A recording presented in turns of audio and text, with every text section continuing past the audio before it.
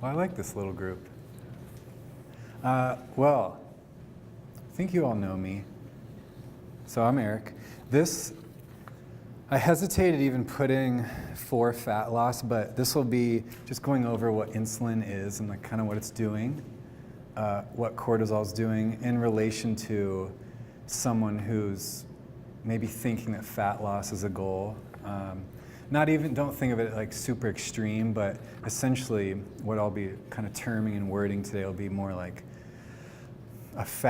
humans should be a fat burning machine. So it's not that you're always thinking, I want to lose X amount, but more regulating or working in a more just efficient way. So the human body working more efficiently.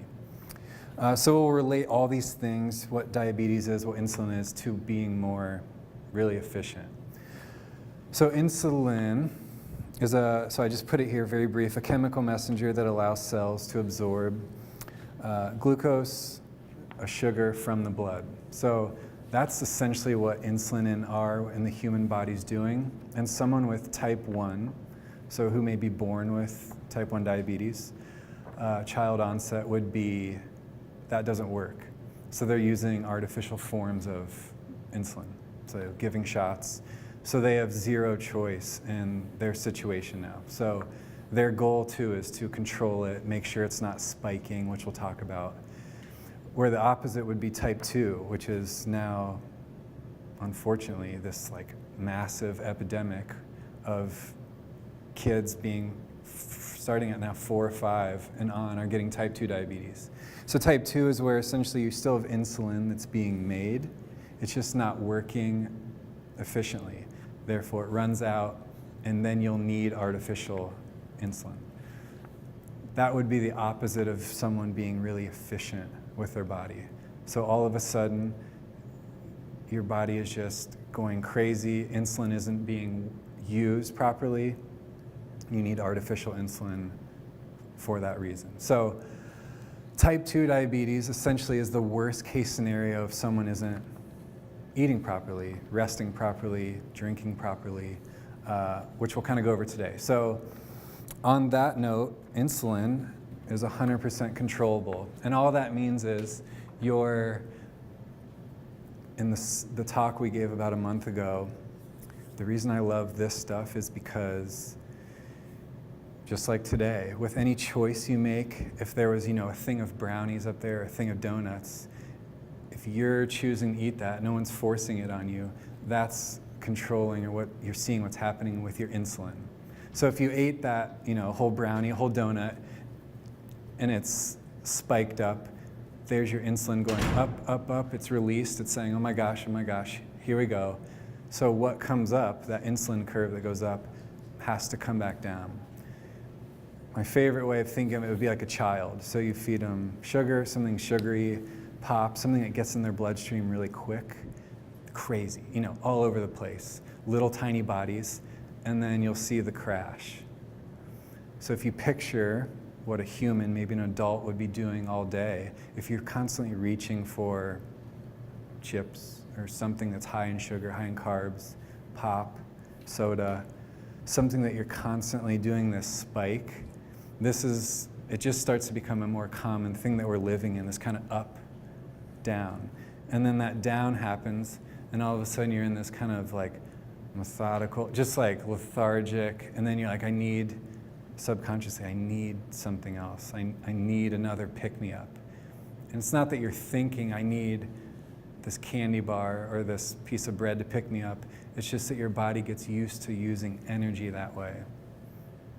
So all of a sudden, the energy that you're using to think, move, work out, sit down, stand up, go to the bathroom, sleep, is being used from that artificial or too much sugar or too much insulin in your body.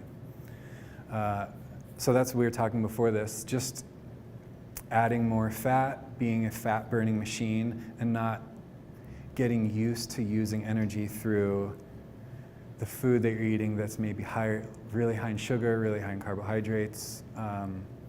And that's just what you get used to, unfortunately. We've gotten used to. So that transition to, I don't just want to name stats or say things and then move on. I'd rather come up the goal today would be come up with a solution. So in this case, eating things just like today, something that's super low in carbohydrates, something that's high in fiber, nutrition, food. So the idea would be eat food. There's never going to be a one size, oh, you got to do this approach, and that's going to fix everything, because everyone's going to be a little different. There's not a one size fits all. There's not a magic pill. In your mind, especially in this day and age, you're going to have so many options. Food is going to be real food will be your choice. Was it grown? Did it fly? Did it move? Meaning, if you're eating animal products, real food. So that's an easy way if you're out to dinner, if you're trying to think about what to eat, what should I get, should I not get? Did it grow? Is it food? On the opposite end, was it artificially made? So bagel, bread. Those are just better decisions to start making, start thinking about. So is it real food, yes or no? And that's where it's nice. That's a nice, quick, easy, you don't have to pull out your phone decision. So what I would say, again, there's so many different ways or processes to do this. If you're wanting to just see how you feel, and if you feel like you're thinking, I do kind of have a lot of I put this in my coffee, maybe I eat some cereal for breakfast, for snack I have a piece of fruit, for lunch I'll have a sandwich, and dinner I have maybe some rice or pasta. That's just starting to add up. That's about, let's just say that's 300 grams of carbohydrates, which is a lot. I'd say keeping a 50 to 100, 120 is a good goal, grams. A real food boot camp is what I call it, would be a good reset, and that'd be 30 to 60 days. Real food meaning like we just said. So for 30 to 60 days, are the choices I'm making food-based? So super simple, water, coffee, tea, greens, healthy starches, which would be like potatoes, squash, meats, fish would be a nice thing, just that reset. You don't necessarily need to think of it like this is my lifestyle forever, but that's just a nice little almost boot camp way of thinking, a little 30 to 60 day reset. That's what I'd recommend. It works really well, knowing that you're going to add some of these other things that you like in. So not thinking, oh my gosh, for the rest of my life, this is what I'm eating.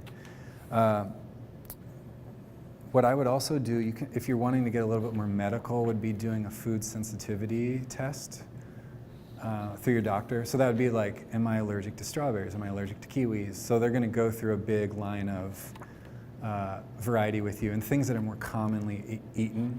So some people even allergic to lettuce, berries, things you might eat a lot. Bananas, eggs is a big allergen, maybe certain types of meat. That's a nice way, because someone might be eating eggs every day and they have this slight sensitivity. You have this slight sensitivity, you're a little bit inflamed, you're not going to process that well, but you think you're eating well, so you're just playing this kind of guessing game. So food sensitivity is a way to go medically if you just want to see, I don't feel good when I eat beans, or if I'm eating rice, so maybe I should see so that's a way to go.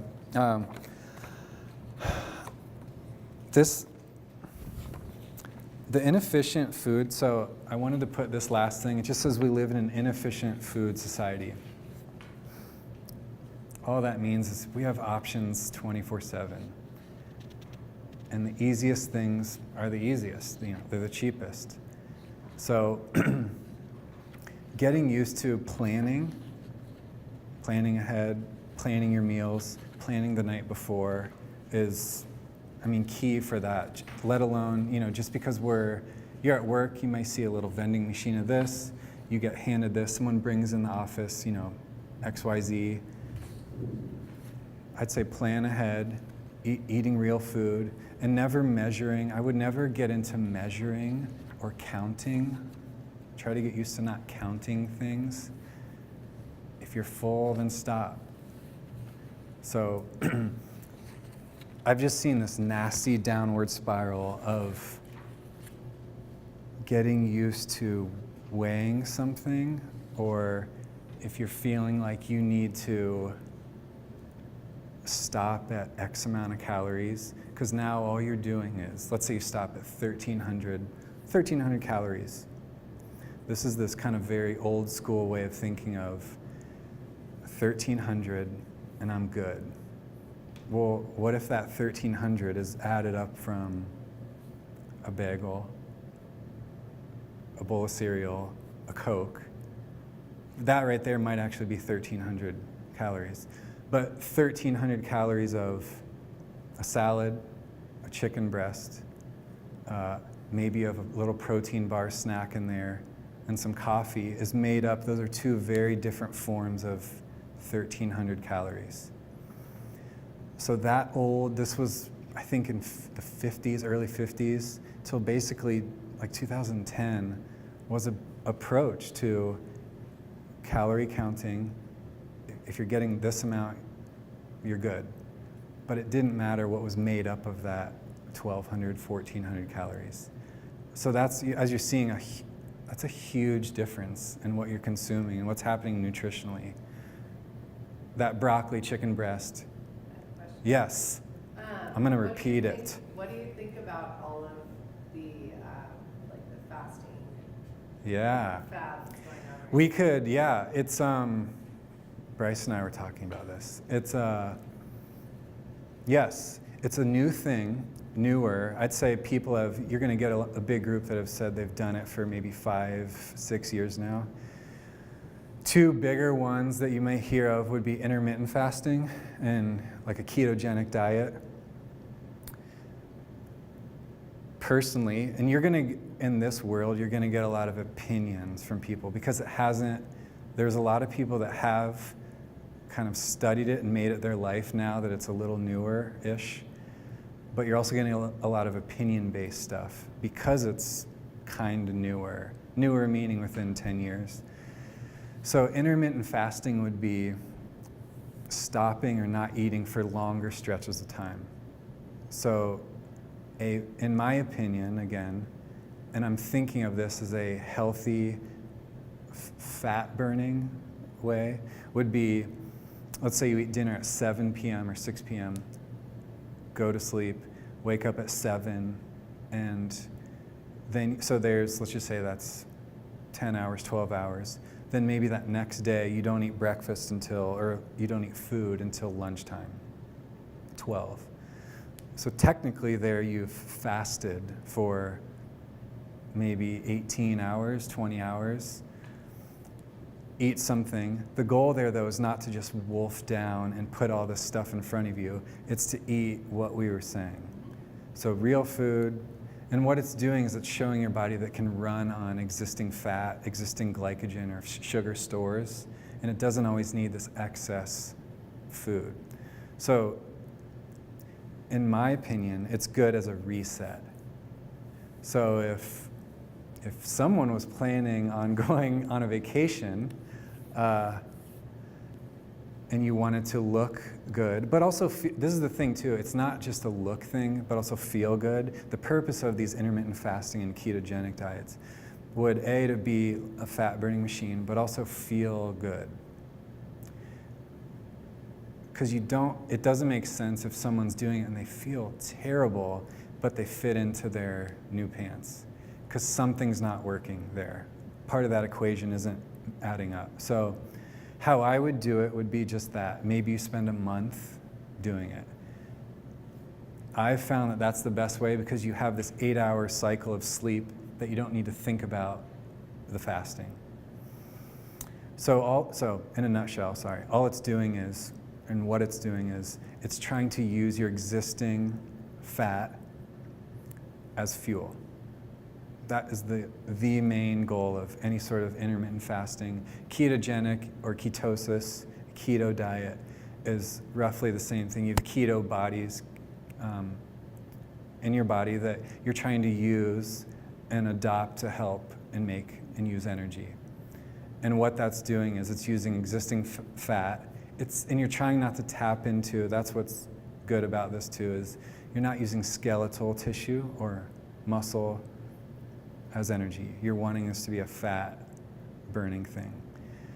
The mistake, I don't just like looking at the bad parts, but a big mistake that people do is when they do eat, they'll feel like because they can eat, they'll eat the wrong thing. So they'll eat a pizza. You see, so they'll eat high carb things. Oh, I fasted, I worked out, now I deserve XYZ. Which I would love to talk about a whole other topic of that, because that's a whole different thing too, is, I don't want to get too far gone, but especially in this insulin sugar world,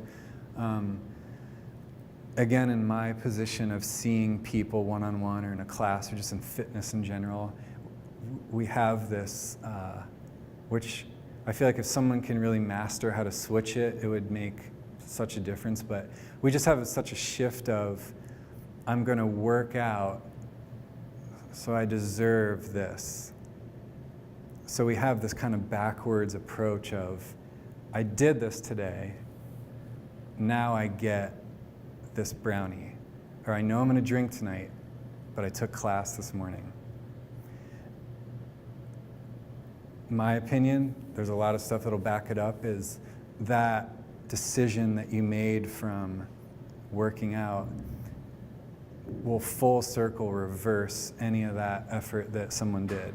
So you may think or know someone that you work out 5 days a week, you work hard, but if you have that approach, the goals you might want or think you're trying to achieve are honestly being maybe even reversed from the decisions outside of the gym or whatever exercise you're doing.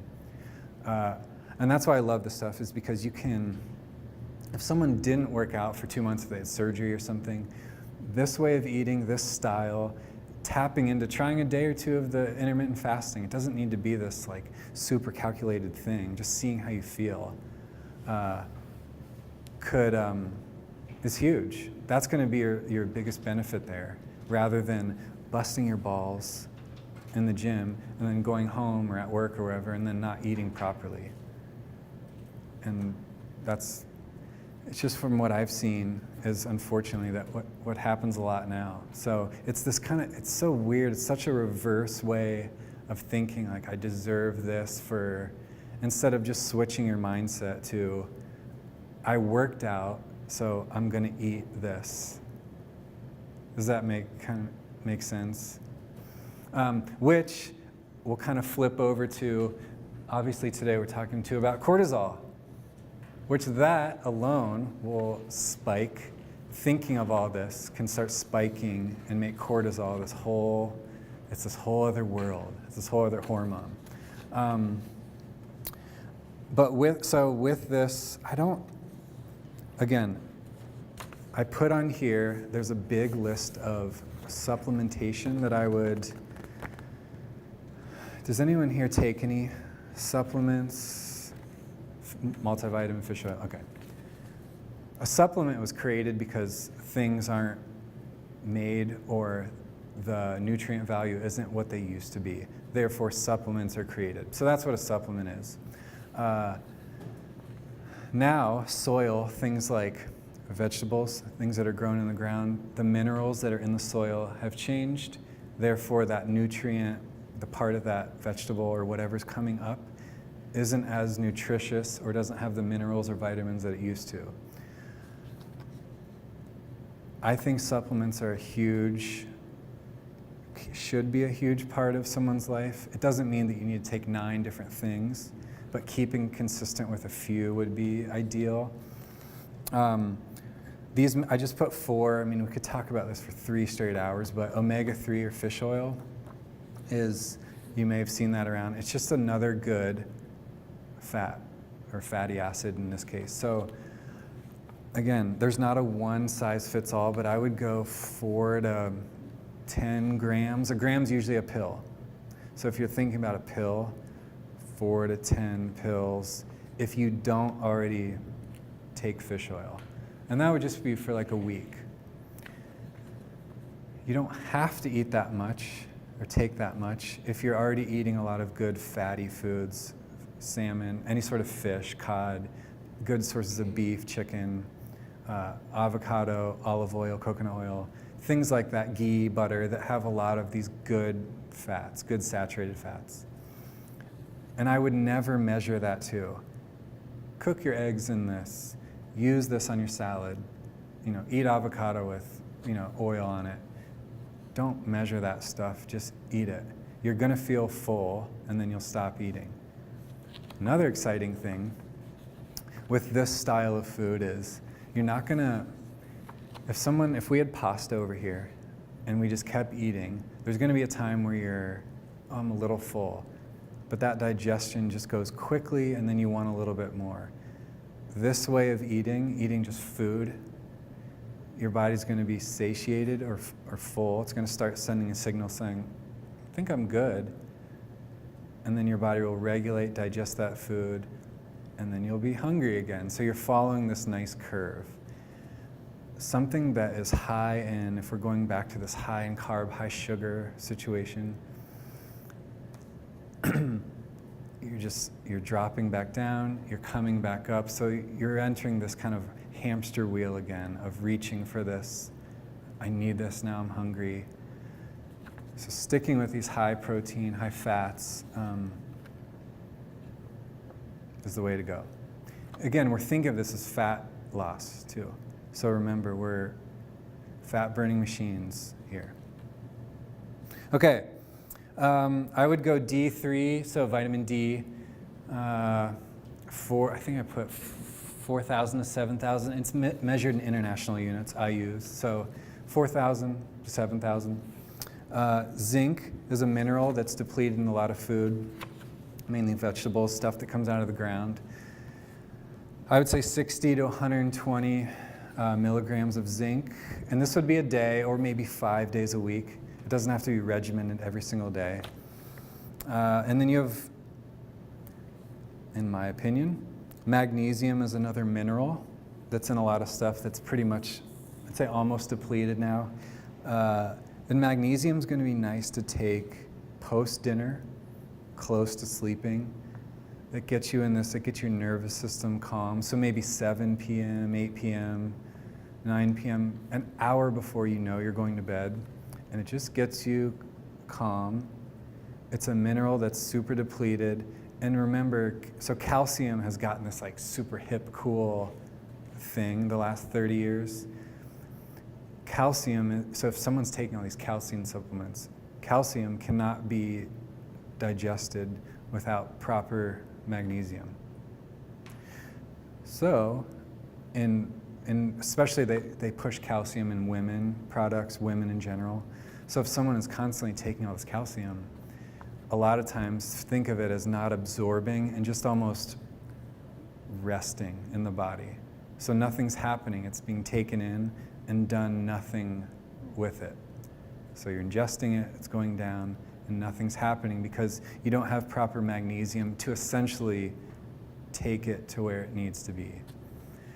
So still take and eat things with a lot of calcium, but know that magnesium, those two work synergistically or nicely together.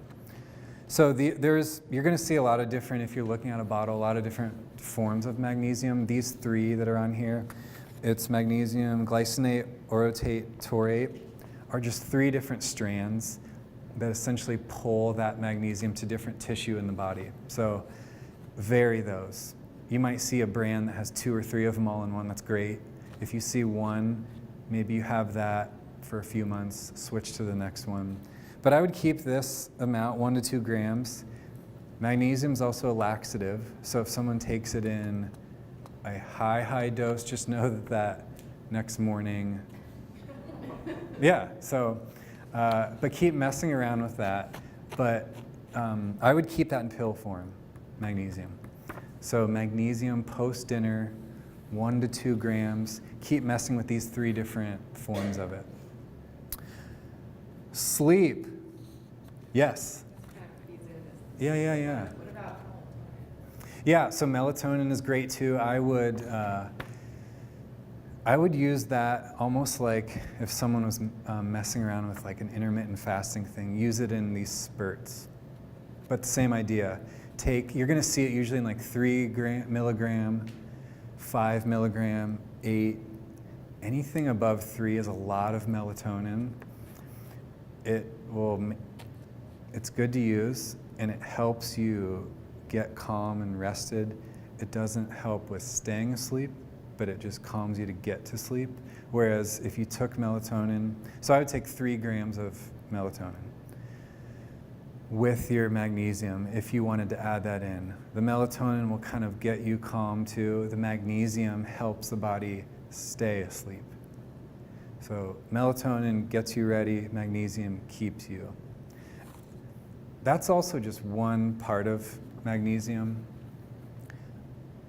I'd say that's honestly, of these 4, I'd say magnesium and fish oil would be, if you had 2 things to choose, 2 consistent things for the rest of your life. Magnesium, fish oil. Sleep. So sleep, what a controversial topic.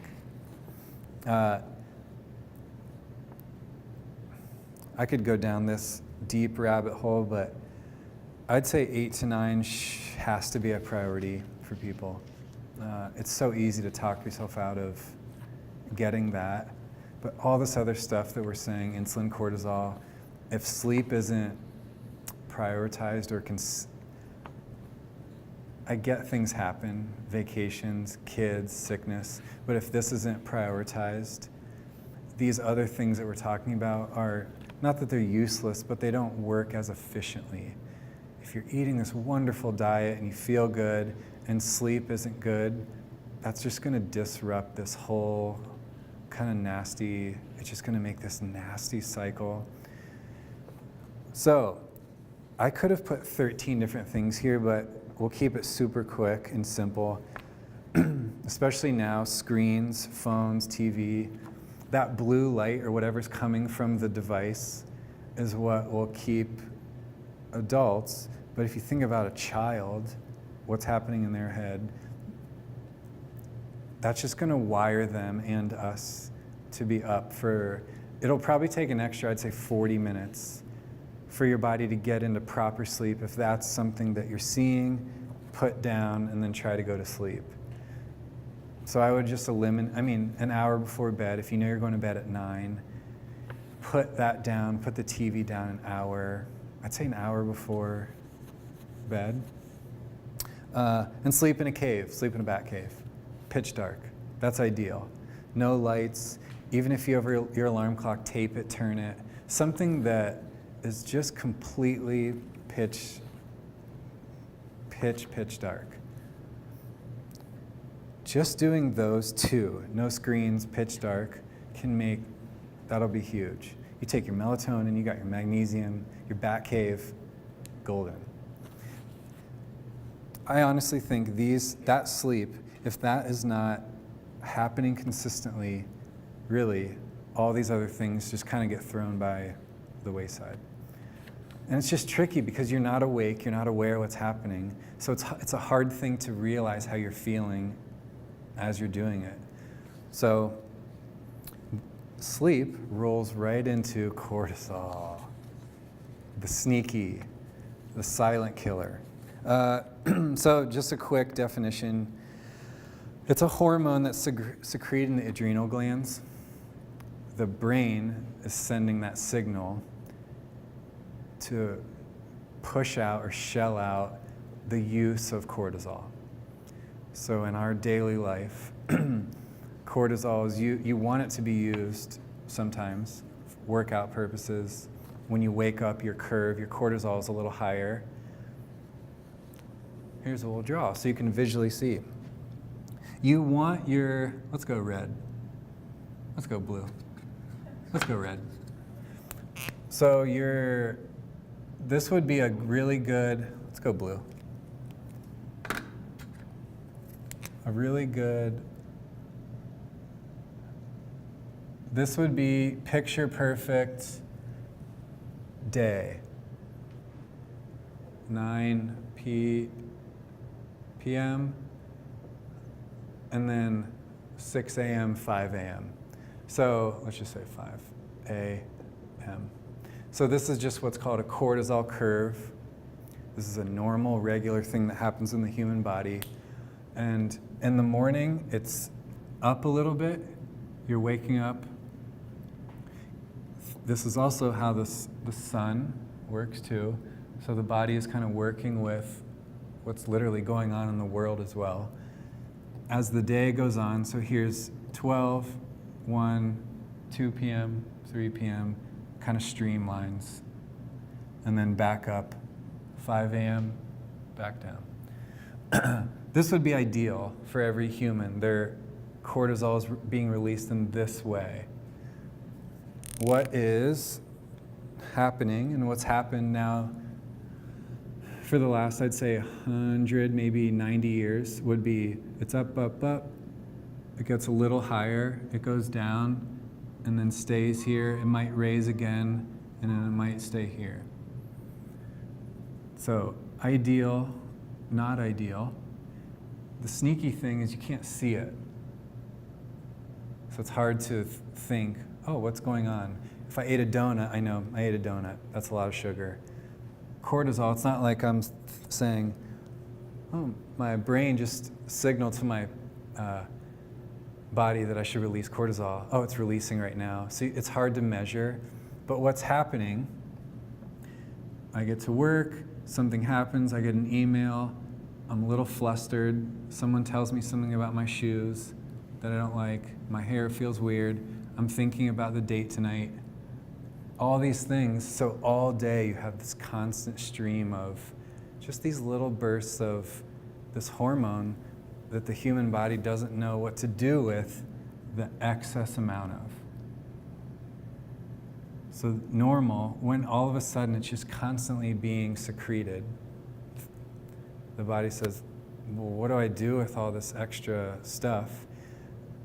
This is where all sorts of things start happening, unfortunately. Diseases. It's frightening. So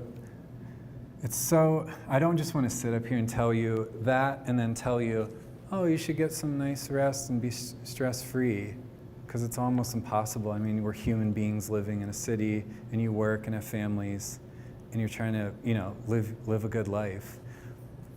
But this is the silent killer, and you can't see it.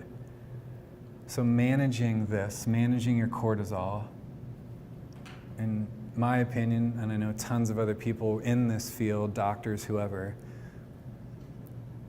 can, literally change your life, change what your insulin, so if this isn't regulated, your insulin isn't going to be regulated, that's going to be a mess. So these two things, when you're working together with them, work really well together, or they're a nightmare. So again, I don't just want to tell you, this is really bad, this is really good.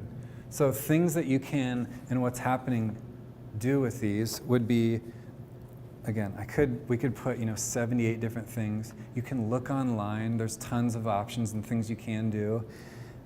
I put these 7 things on here that I thought or think are just they're more relatable. They're also hidden stuff that maybe isn't talked about as much that I've seen.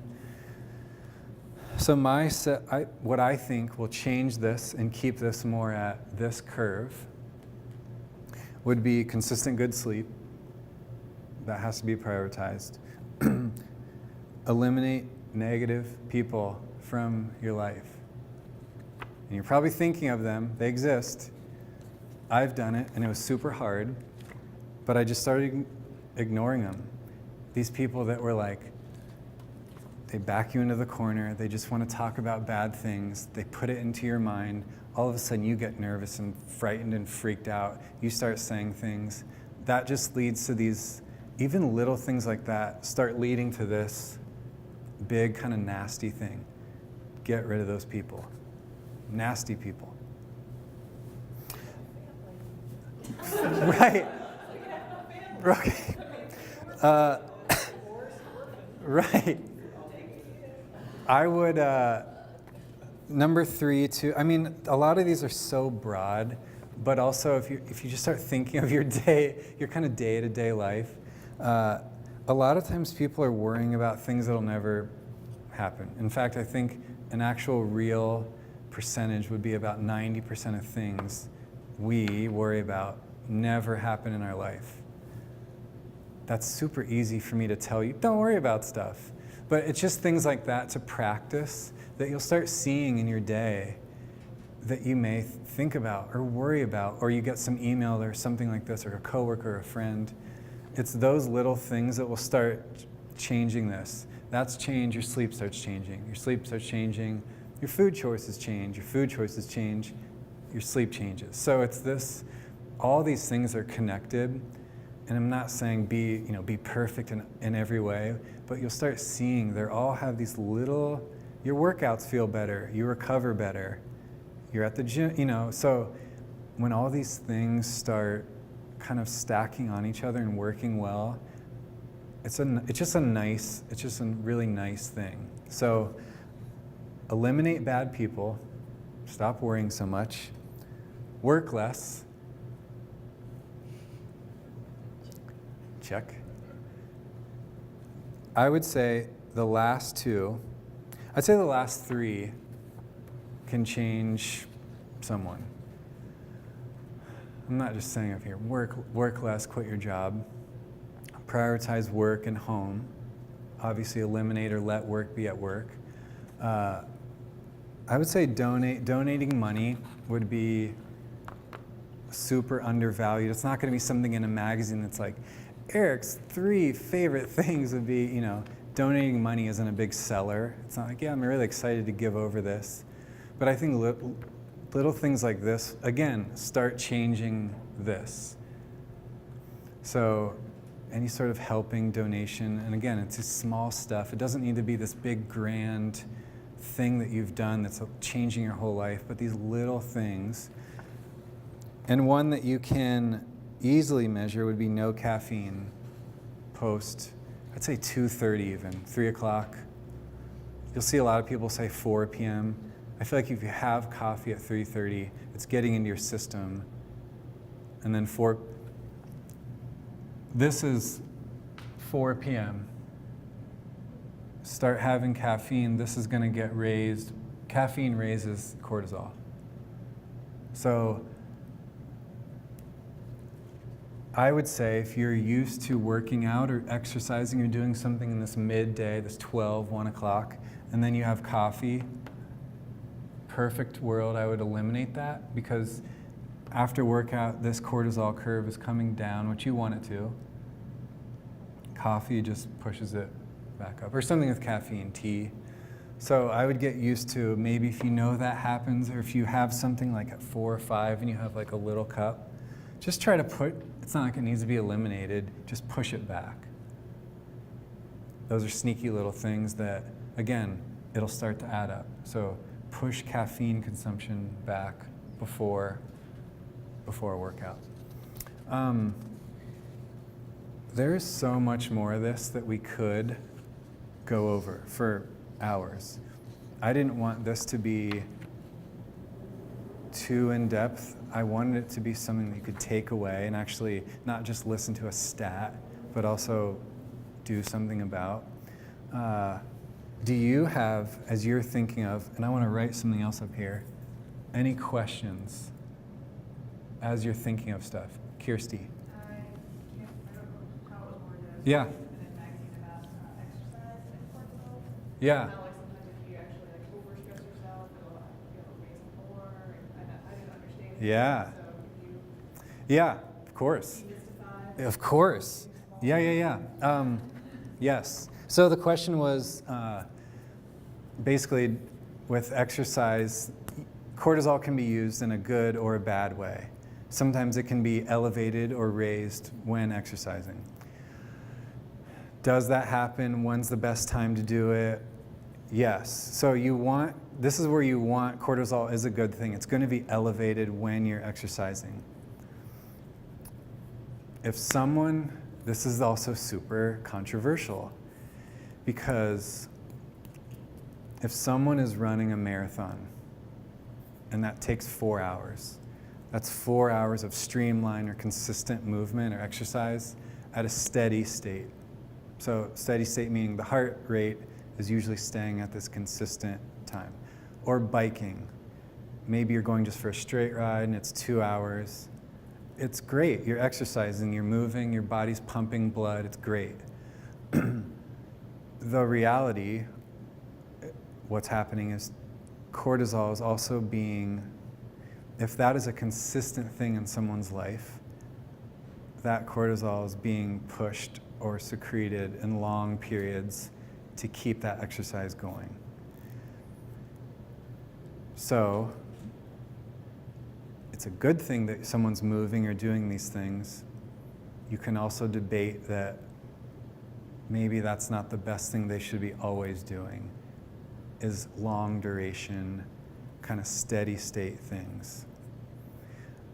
I would keep any sort of movement or exercise under an hour. I think anything over an hour starts to become non-functional, non-consistent, a little inefficient. And that's where usually you'll see things like that when it exceeds a certain time. Even things like form start to become an issue, performance become an issue, on top of the body just starts pushing out more cortisol in an unnecessary way. So I would limit things to an hour, do things that are more efficient. So like the cycling, I mean, you're really, the minimum I would do is 2 hours. Yeah. And Again. You're not even really in a steady state because you're doing so. Right. And that's where I would, that's good to not, and again, it's not ever saying one thing is better or don't do this. I'm more just stating what is happening. And if that happens so consistently, you can start relating it back to that. So there are some instances in exercise where cortisol is being used too much, and that's usually those things. Longer, long duration, steady state activity. And I'm in this field, and I never want to say anything bad, or negative, but if that is just the only thing done with someone, that's where I would start switching certain things. And again, it's not saying it's bad or the wrong thing, it's more just stating what the human body's doing, or what's happening with the hormone cortisol. Okay, so now we'll do this. Yeah. What if you Yeah. What if you split it up where you had like an hour at 8 a.m. and then an hour at 4 p.m. or something like that? Is that Yeah. So, like if you're trying to train something yeah. like a triathlon or whatever, Yeah. you want to swim for an hour and bike for an hour. Totally. I would, so the question was, can you split up that time? So if you know you're going to do something for 3 hours or 2 hours, can you split up the hour or hour and a half? Yeah, I think so. So to answer that, yes. What I should have said this earlier, but I think this goes along with this question. A really underlying or negative thing that I see that doesn't get people results would be thinking of getting toned or using the word tone. And I know everyone's heard it. It's everywhere.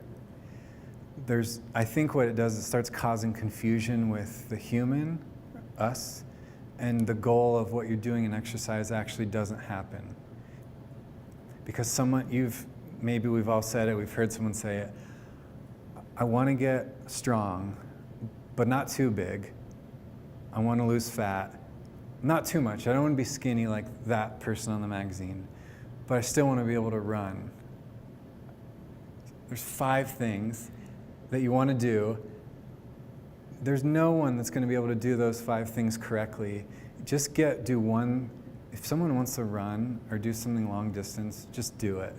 What we start doing is adding in, well, I should do this, and then I'm going to take that, and then I'll add this on top of it. And you're not doing any of those 3 things correctly, so you're never going to see the full benefit. Therefore, the body's just in this constant confusion of, what am I doing? I'll just say my opinion, or what I think, I'll just say especially women, certainly men too, but I think if a woman got and attempted to get incredibly strong and just said to themselves, yeah, I'm going to go lift, or I'm going to go in the gym, and I'm going to do as heavy as I can.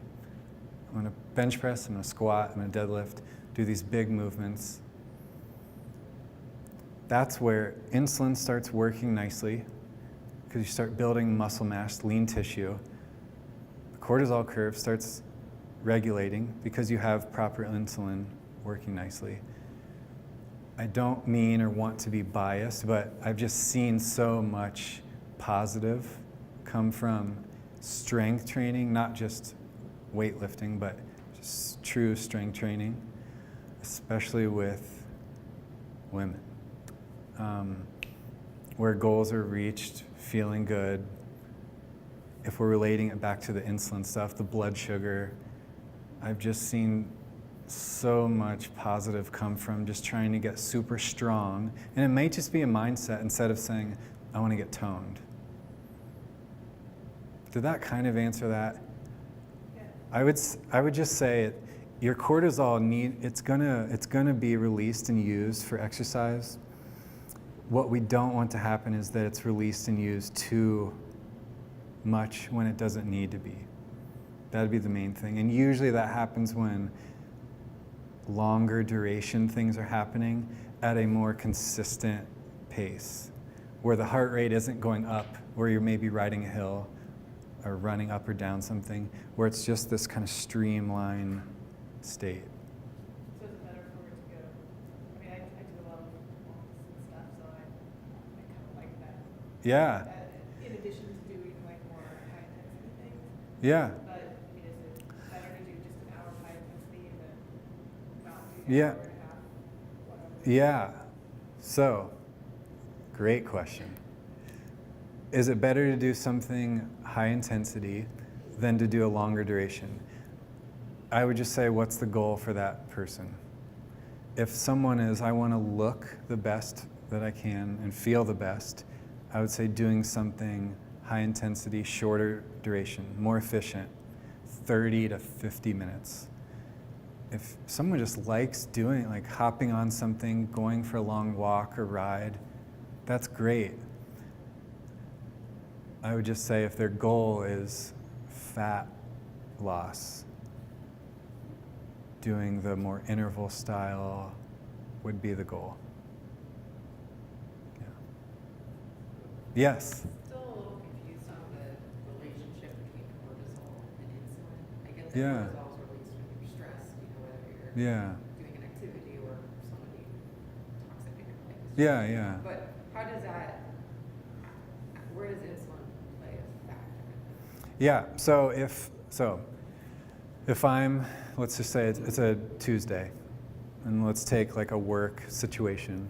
If I'm stressed out, my wife or husband or someone is frustrating me, my kids are a mess, work sucks, cortisol's through the roof, the biggest way it starts to become relatable is just usually food related. So all of a sudden I'm choosing these bad things or not ideal things, high carb, high sugar, alcohol. That gets the insulin effect going. Too high or that same curve would be, this will answer your question. This is what you'd want your insulin, your blood sugar to be doing all day, streamline. So it's never in this spiky up-down situation. The way that insulin and cortisol are connected is, if this is working well and your blood sugar is maintained nicely, your cortisol will also not be secreted or used as much. If this is happening, cortisol will also be released more, and then that messes up both, if you're looking at it as a curve, both curves. So when one is really high, the other is going to be used more in a negative way. If the other is also really high, the other one will start being used negatively as well. So they pair together nicely. So if they're both working well, they'll work well.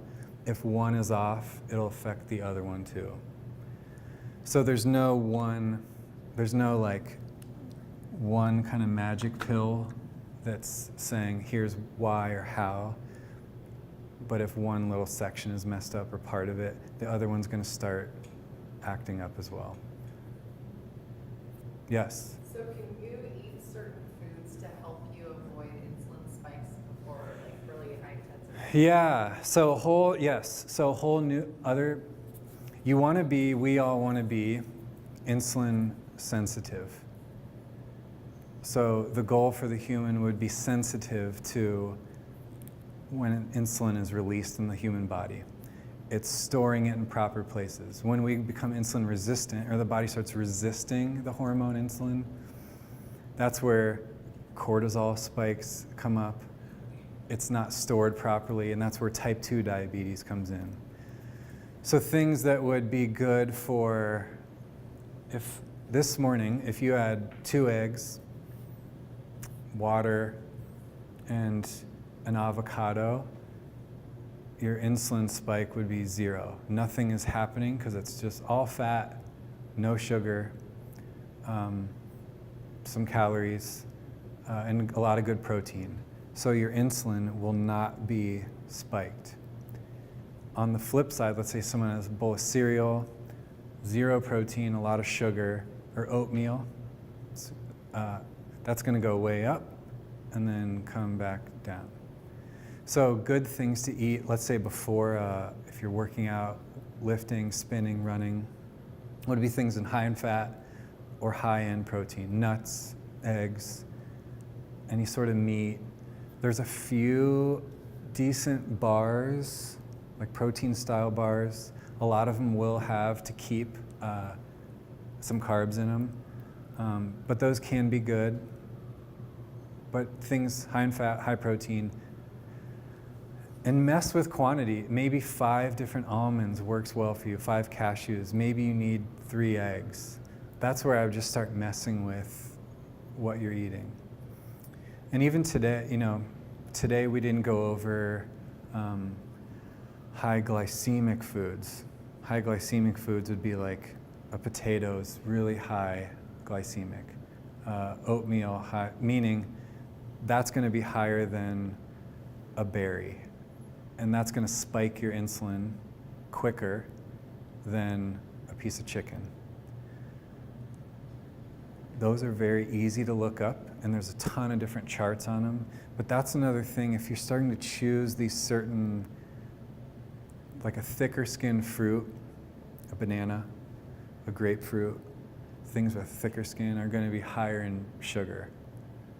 Berries, thin skinned fruits, apples, are going to be a little bit less because they have higher antioxidants, that thinner skin.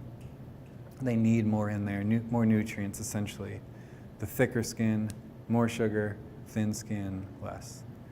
So even decisions like that we can go super deep into it, but start affecting blood sugar too. So if I have a banana first thing in the morning, just because it's fruit, it's still going to spike me way up there. And then in the body, that's digested or broken down as a sugar, just like I would eat a Snickers. It's saying it's sugar the same way. So that's a whole other, and I know it's sneaky and a little bit frustrating, but deciding or decision factor when choosing foods as well. So fats, proteins, nuts, things with very minimal or if any carbohydrates would be good things before a workout. Just one quick question. Yeah. To the egg. The egg. I have an ongoing argument Oh. or debate with my sisters. Yeah. What's better, egg whites or regular eggs? Good Welcome to question. Debate, right? What a question. Yeah, so what's better, eggs, full eggs or egg whites? This is always debated in the medical field, the nutrition field. What's like the most highly dense, nutritious food? And a lot of people on number 1 would be the full egg. Protein, there's 0 sugar, there's 0 carbohydrates, tons of really good fat, and great for you. So I would always go full egg. The only time I would ever say to someone to use egg whites would be if they have a problem digesting saturated fat, which is a really small percentage of people. You would know it. People would usually know it if you had a problem digesting. Eggs. Eggs are also, though, just be they can be a food sensitivity. So varying, like maybe you have eggs a few days a week. Full eggs, hard-boiled, fried, scrambled, anything, but I'd say keep the full egg. The egg white is missing the main nutritional value of the egg. Is there anything else, really, that you're thinking? Food, insulin, cortisol, sleep, magnesium, supplements, workout. Also, all my stuff is on here. So if tomorrow or tonight you're like, oh my God, I didn't think of this, send me any questions you have. So takeaways. I would mess with always deciding, I would just say be present with what you're eating. I think that's actually another thing I should have put on there, but a lot of times people are, the phone's here if you're eating by yourself. I'd say this is just as bad as anything else of not being aware, chewing things 4 times, swallowing, of choosing a bad food as well. So be mindful eating. I'd say exercise efficiently. Get 8 hours of sleep. I also didn't even put on here, I'd say water is a huge part of this whole thing. In the last presentation we talked about, I'd keep it at 0.8 to a full ounce of water per pound of body weight. So in doing that, at the high range, if you weigh 150 ounces of water. I brought this just to show you, this is 32 ounces, so just for visual sake, to maybe if someone weighs 150, maybe you get in 120 to 130 ounces of water a day. And that's sneaky. A lot of people are dehydrated, and you don't know it just because you're not passing out, but you can still be dehydrated. That's going to also start affecting and messing positively with your insulin and cortisol. If someone is usually dehydrated, their decision making is horrible. A lot of times people just need to chug water. Any other questions? Okay, thank you. Thanks, guys.